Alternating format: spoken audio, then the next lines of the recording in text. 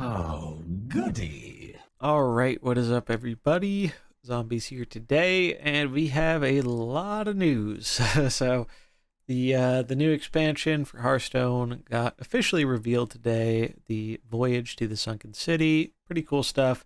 But more important news is we actually got a patch with it, patch 22.6. This is the patch where Chi is now in the pack pool, supposedly. So that's a good thing, but we got way more exciting stuff for Mercenaries today than just that. So we're going to waste no time, get right into it. But if you enjoy the content, do remember to like and subscribe. Helps out the channel a lot, algorithm, all that good stuff. But yeah, let's get right into it. You know, free legendary, cool, we don't care. Battleground stuff, cool, don't care. We're going to get right to the Mercenary stuff, scrolling down a bit. So, Mercenaries updates. You may notice a familiar face down here. General updates. You will now be able to set different equipment and portrait loadouts for your different parties using the same mercenary. You will no longer be able to change these loadouts in the middle of a bounty. Finally, this is awesome. We have really wanted this for PvP. They talked about this at launch. We finally get it in the game. Also cool, you can swap out your portraits. So that way, if you want to flex with your fancy diamond stuff in PvP, but don't want it slowing you down in PvE, you can change that. Or if you just want to see some cool different skins. Very cool stuff. Happy to see that.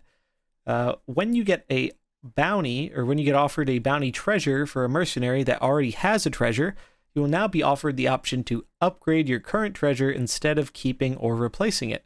So that's really cool. Before, with certain treasures, you would either get the option of picking something else or keeping the one you have. Now, the first time you get that option to keep what you have, you actually get to upgrade it. Little thing, but it's cool for PvE, and I like that kind of stuff. I think it's a step in the right direction. And then Chi is now available through all normal ways of acquiring a mercenary. Cool, good stuff. Wish it didn't take a whole other patch to do this, but it is what it is. So, new limited time event. This is the first big exciting thing. So they talked about another event coming soon, and here we go. The man, the myth, the legend, Leeroy Jenkins. So time's up. Let's do this. On March 22nd, which is this coming Tuesday, Leeroy Jenkins is charging into Mercenaries with his own special event. The event consists of 10 special tasks starring Leeroy and the Black Dragonflight. For the first 5 days of the event, you can get up to 2 event tasks each day, but you have until April 5th to complete all 10 tasks. Complete all 10 tasks to get over 750 mercenary coins, the Leeroy Jenkins mercenary card, a Leeroy Jenkins golden portrait, and a Leeroy Jenkins diamond portrait. This event is not for the faint of heart. Orcs, humans, dragons, fighters will be all needed as you form your raiding parties for this event. So we do actually have a little bit of a data mine here from the Mercenaries Discord, which I will throw up on screen really quick and we'll run through. We do know what the Leeroy event stuff is. Don't know the rewards right away, but just quickly go through this. Step 1, or task 1, and this is going to be limited to 2 per day, supposedly, like the Chi event was supposed to be. Will that actually happen, or will it be bugged again and let you do them all at once? We don't know. Guess we will see. But the tasks are complete Smoldering Bounty in less than 30 turns in Onyxia's lair, complete Dragonbone Golem Bounty with all your Mercs alive in Onyxia's lair, land the Killing Blow with Stone Maul Banner against Smolderwing in Onyxia's lair, complete the Vandar Bounty with at least 3 Orcs in Alderac Valley, complete Heroic Fallen Guardians Bounty with only fighters in Felwood, complete Apothecary Hellbrim Bounty with only Leeroy in the Barrens, deal 200 damage with Leeroy in a single turn, complete Heroic Kazakus Bounty with at least 3 dragons in Alterac Valley, complete Heroic SI7 Smuggler Bounty in 20 turns or less in Onyxia's lair, and last but not least, complete Heroic Onyxia Bounty with at least 5 humans in Onyxia's lair. So, obviously we'll find out more about these when, they drop next week and the rewards and all that good stuff, but just wanted to, put them out there so people have an idea of the kind of stuff they need to prepare. Mainly it seems like you want to have some humans, at least 3 dragons leveled up, as well as 3 orcs, and that's really the main focus, and some fighters for Felwood. but we'll get more into that in a future video. Back to the patch notes. The big meat and potatoes of today are the new mercenaries, the first of which is Leeroy Jenkins. Now, worth noting, Leeroy is not available in packs right now, and he will not be available in packs until after the event. His coins are going to be purely available in the event, so basically that's how we're going to have to get them and whatnot. So Leeroy Jenkins, legendary fighter, human, 1169. These are the max stats. Abilities, wild swing, speed 7, gain +8 attack for 2 turns, attack a random enemy.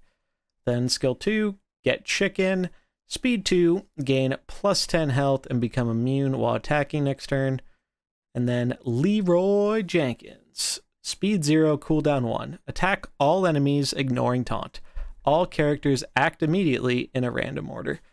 This is super cool. I really like this. You know, we actually talked a little bit about Leeroy Jenkins being a potential mercenary not too long ago, and I really wasn't sure that it was something they would do, but the fact that we're getting an event focused around him, he's such a, you know, iconic and memey character, especially in Hearthstone, and I really love that diamond portrait, so I think it's really cool that they're actually giving us a way to get a diamond that is not in packs, especially for such a iconic and unique character. Big fan of that. Looking at his equipment here, even bigger sword, wild swing grants an additional +8 attack. Then we have heals, passive, restore 8 health to this mercenary whenever one of your characters restores health. And then ninja looting, passive, gain +6 attack whenever an enemy dies. So some cool equipments. I'm not going to go super into, you know, analysis or any of that stuff here. We're going to be saving that for the next episode of the Fighting Pit podcast, which will be going up this Saturday. Just want to get all the information out here kind of as quickly as possible. So, really happy to see Leeroy, and honestly, I'm really happy to see all these characters. I think they picked a fantastic bunch.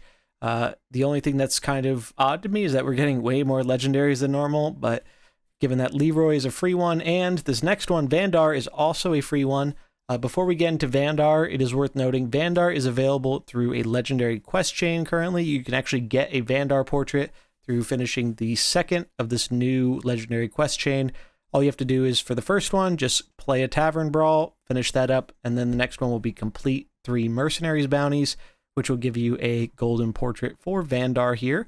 And you do want to do that before opening your packs if possible. That way you're less likely to get, you know, a random Vandar, regular Vandar, when you can just have the gold one, and that gold one is just as playable.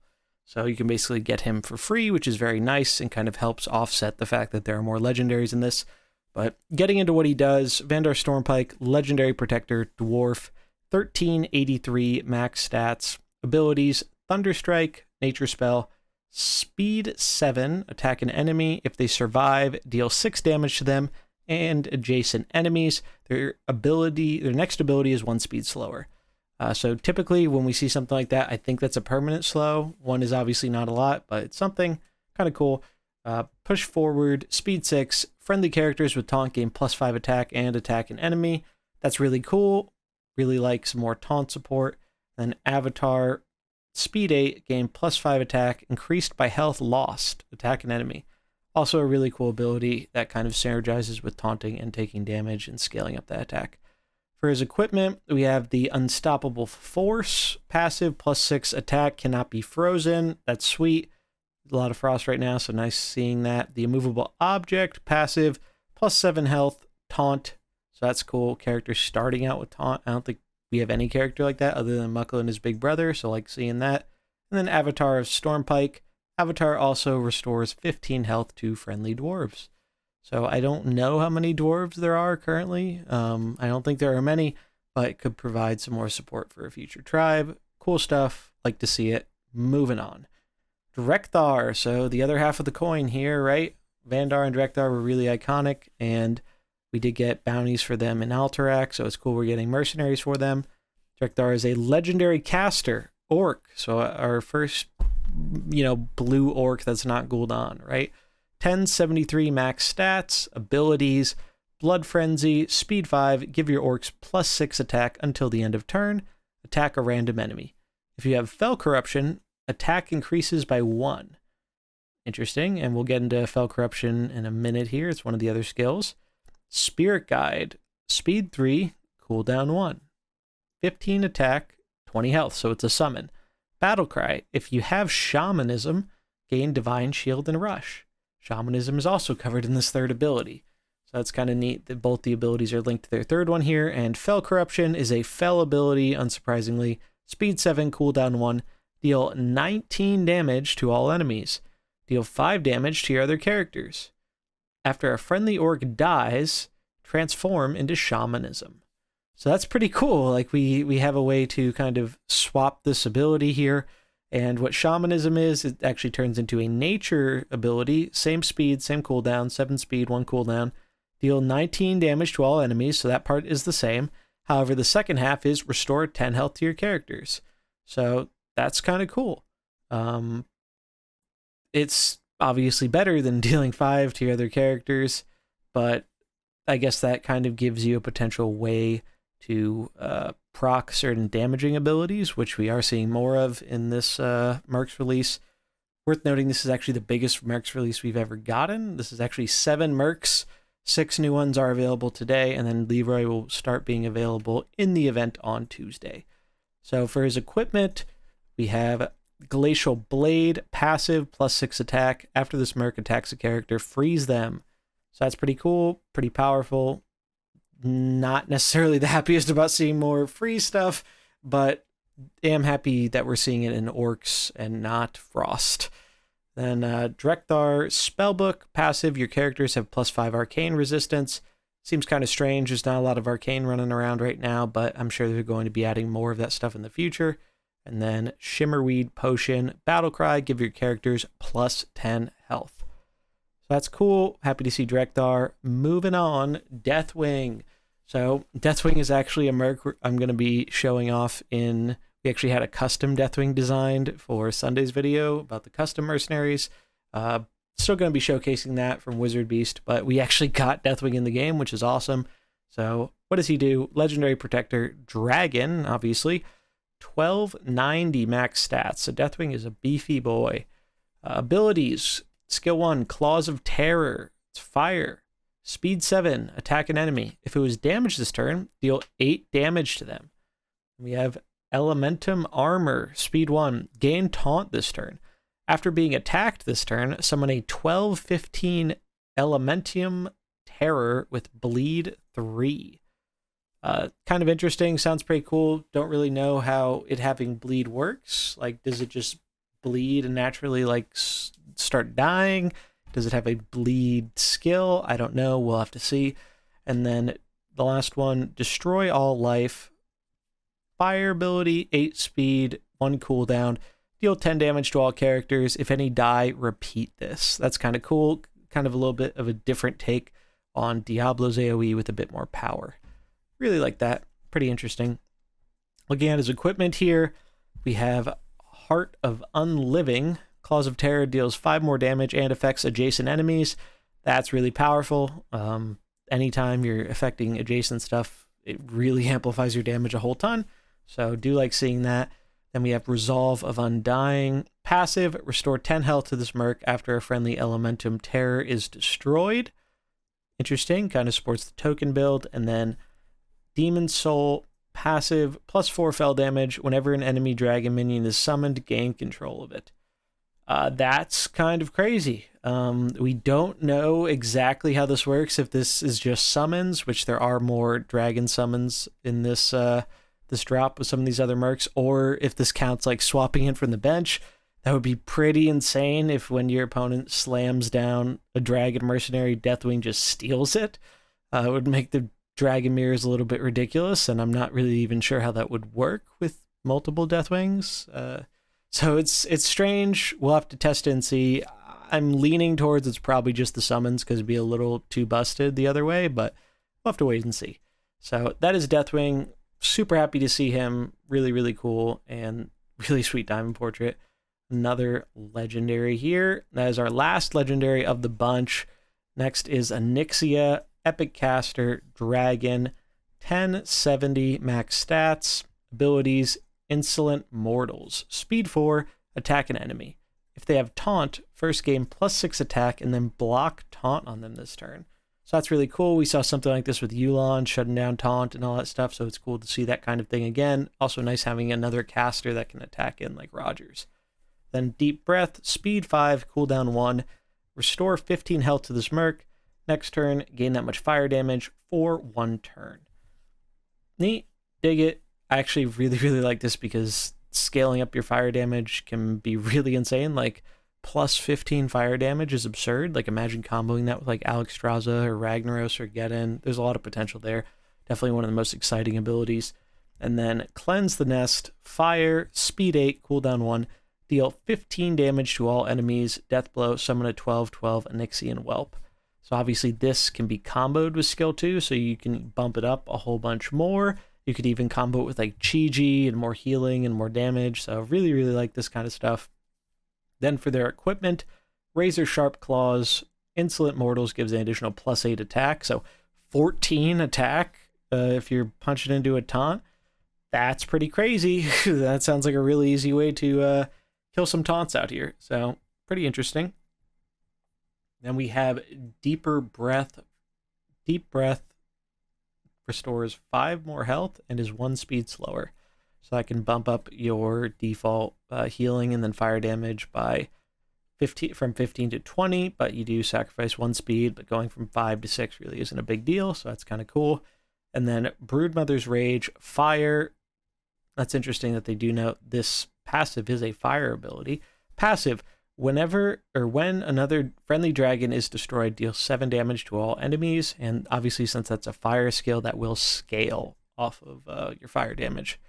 Really cool. I like Onyxia a lot, and I'm happy we got to see her. I was kind of expecting her last drop to go with the Onyxia's Lair mini set, but we got her now, and I think she's really sweet. Then we have Nefarian, second to last mercenary here. Our first rare. He is a rare fighter, dragon, 1575 max stats, abilities, Draconid Rush, speed 6, attack an enemy, summon a 12/12 dragon, which also attacks them. Cool, more summons, more dragon stuff, interesting. Chromatic Infusion, shadow ability, speed 3, cooldown 1, choose a friendly dragon. They steal 5 attack from each other dragon and restore that much health. Worth noting here, this says each other dragon, not each friendly dragon. So this should work against opposing dragons and is going to make some really chaotic things happen in dragon mirror matches. And then Shadow Flame, another shadow ability, obviously. Speed 7, cooldown 1. Each of your dragons deals 15 damage to the characters opposite them. That seems really strong. Imagine speeding this up with Vol'jin, putting, the debuff on for more shadow damage. Could be really cool. And with their equipment, we have Experimental Subjects. Draconid gets +8 attack and Divine Shield. So that turns him from a 12/12 to a 20/12 with Divine Shield. Pretty cool. Chromatic Dragonflight, start of the game, give your dragons +6 attack. Worth noting, that is like the cookie ability, so this should activate from the bench because this is start of the game, not a passive or a battle cry. So dragons are getting even bigger, which is pretty scary because they're already pretty big. And then Spare Parts, passive, after a dragon dies, restore 10 health to friendly dragons. I think 10 health is a little bit underwhelming here, but maybe you can get some scaling stuff going with it and make it work. But overall, Nefarian's really cool. I just love all this kind of more dragon synergy we're getting. Finally going to have like a 6 dragon comp, which is very hype. And then I think last but not least here, we have Kazakus, the Golem Shaper. He's a troll, because of course he is. 1075 max stats, abilities, Shadow Claw, obviously shadow ability, speed 6, deal 6 damage to a random enemy. Repeat for each of your golems destroyed this game. Then we have Build a Golem, another shadow ability, speed 4, choose a golem, summon it. And there are actually 3 different golem choices, which is super cool. You have Harder, which is summon a 20/20 superior golem with taunt. Better, summon 2 8/8 greater golems with divine shield. Or Faster, summon 3 6/6 lesser golems with rush. So this is wild. We haven't really seen summons like this before. Really cool. And I'm very curious to see how all this stuff ends up working out. Then we have True Shape, another shadow ability, speed 8. Become a dragon. You love to see it. Destroy your golems and gain their stats. And then it transforms into Reshape 5. Reshape 5 is also shadow, speed 6, attack an enemy, death blow, recreate them as a golem with 14 health. That is an absurd death blow. Think about that, the swing that can enable where you kill one of your opponent's mercenaries and then you get them as a spawn to mess with your opponent next turn. Even if it's only 14 health, that can be really, really insane. And then equipment, we have Mage Royal. Shadow Claws deals 4 more damage. And we have King's Blood. Passive, your golems are 4 speed faster. I don't think we have a number on the golem speed, but I would guess it's 4, like the summon, or maybe 5, because a lot of summons are at 5. And then Will Divine. I think that's misspelled, or no, it's Wildvine. I'm just misreading it. Battle Cry, give your friendly characters +4/+4. That's huge. That's like a Rexar buff, but not limited to Beast. That's pretty cool. That is it's actually really cool. So I love all these characters. Like, this is absolutely a slam dunk to me. I haven't even like thought about a lot of the combos and all that stuff yet. Like, I still need some time to kind of digest all this and think about all the different things that can go into it. But I did want to just kind of get this out as fast as possible so everyone can see the new news and start thinking about some of the interesting stuff to do with these new characters. So we do have a little bit more information here. The new mercenaries, except for Leeroy Jenkins, will be available through all normal ways of acquiring a mercenary starting on today, March 17th. Leeroy will be earned exclusively through the Leeroy event until it is made available through normal means of acquiring mercenaries in the next major patch after this event is over. So we're seeing kind of the same thing with the Chi-Ji event here. You know, Chi-Ji and their skins were not available in packs. Their coins weren't either. Seems to be the same case for Leeroy. And nice thing is we don't have to even wait a full week for this. It will be going live on Tuesday. And they did mention that the event is going to give you 2 things to complete a day. Will that actually be the case, or will it be messed up like it was with Chi-Ji where you can do them all? Who knows? We'll see. And then we do have some new bounties. So 6 new bounties will also be added to the Onyxia's Lair Zone. I played these today on stream, and I'll have some heroic guides up for them very soon, hopefully. But we have Smolderwing, Dragonbone Golem, SI7 Smuggler, Onyxia, Undead Onyxia, and then Mida Pure Void. That last one is going to be unlocked after the end of the Leeroy Jenkins event, so it is kind of like the last drop where, you know, they locked those last 2 bounties. This time we're only getting 1 locked, and you may notice, well, we only have 5 bounties available, but there's 6 mercenaries. 7 with Leeroy, but there's 6 available right now. Well, 2 of them, their heroics, are both on Smolderwing. That's how they kind of got around this problem. And unfortunately, they are repeating the same kind of thing where they are locking Leeroy's last item behind this bounty. That is not available until after the event. I think that's pretty stupid, but luckily this time, I don't think it's Leeroy's best item, assuming it's his 3rd item. Whereas Chi-Ji, their last item was certainly their best item. We won't know for sure until the event actually gets here, but if it is their last item, it's not too big of a deal, but I don't really like them time gating this unnecessarily. I think it's kind of dumb. But yeah, so all new bounties except for the last one will be unlocked with the patch, so they are live now, and the Mida Pure Void bounty will be unlocked after the conclusion of the event. Mercenaries, Dawngrass, yada yada, doesn't matter. Special Dwarf skins, Legendary Quest Chain, so this actually does matter to Mercs a little. Like I mentioned in the beginning, there is a quest chain here, and we do actually have a Mercenaries reward, so you can actually get a golden skin for Vandar here, and that does act as the mercenary, so you can use him right away once you get that. It's really easy to do. You just have to do 1 tavern brawl, don't even have to win it, just complete a tavern brawl and then complete 3 bounties and he will be accessible to you. Now I do recommend doing that before you open your packs if you have the chance, because that way you will not get a normal Vandar for one of your legendaries if you're only missing the new ones. It has been confirmed that it does work that way, so the golden one will be like registered in your collection and if you do roll legendary, it will go towards one of the other ones you are missing.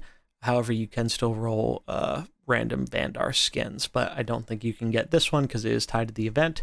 But super easy to do. Took me like not even 5 minutes, so definitely recommend doing that. And they do mention that right here.